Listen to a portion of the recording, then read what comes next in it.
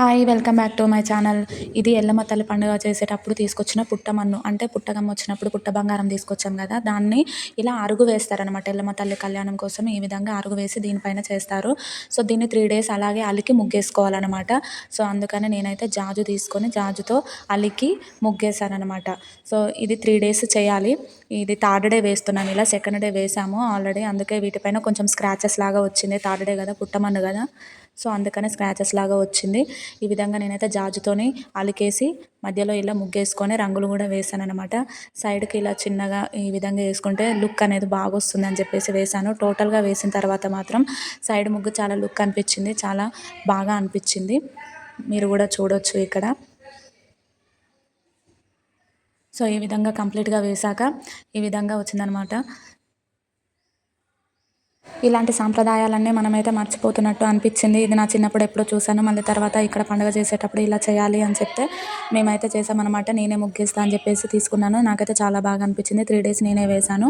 So, third day complete అయిపోయిన తర్వాత మనం ఎల్లమ్మ తల్లి పండుగకు ఒక గుంట తీస్తాం కదా! అంటే మనం తిన్న ఆకులు కూడా బయటికి పోవద్దు అని చెప్పేసి ఆ గుంటలోనే వేస్తారనమాట.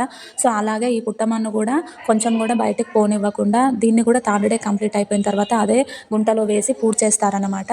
సో, 3 డేస్ ఇలా ముగ్గేసుకున్న తర్వాత ఆ మట్టిని బయటికైతే పంపియొద్దు, ఎవరిని తీసుకెళ్ళనివ్వద్దు. సో, అదే గుంటలో వేయాలి. సో, ఈ విధంగా అయితే నేను 3 డేస్ మంచిగా రంగులు వేసి ముగ్గు వేసుకున్నాను. ఈ విధంగా కంప్లీట్ అయిన తర్వాత మాత్రం చాలా బాగా అనిపించింది. సో, ఇలాంటి ఆనవాయితీ, ఇలాంటి సాంప్రదాయాలు మనం మర్చిపోవద్దు. మనం ఫాలో అవుతూ ఉండాలన్నమాట.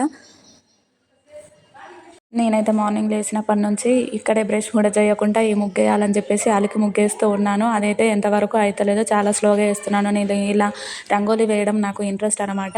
సో, అందుకనే పొద్దున్న లేచినప్పటి నుంచి అక్కడనే ఉన్న ఆ పని అయితలేదు అని చెప్పేసి మా సిస్టర్ మాకు తోడుగా వచ్చిందనమాట. నేను కూడా వేస్తా పాటు, ఇక నువ్వు ఎంతసేపు వేస్తావు అని చెప్పేసి వాళ్ళు కూడా వచ్చారు నాకు తోడుగా.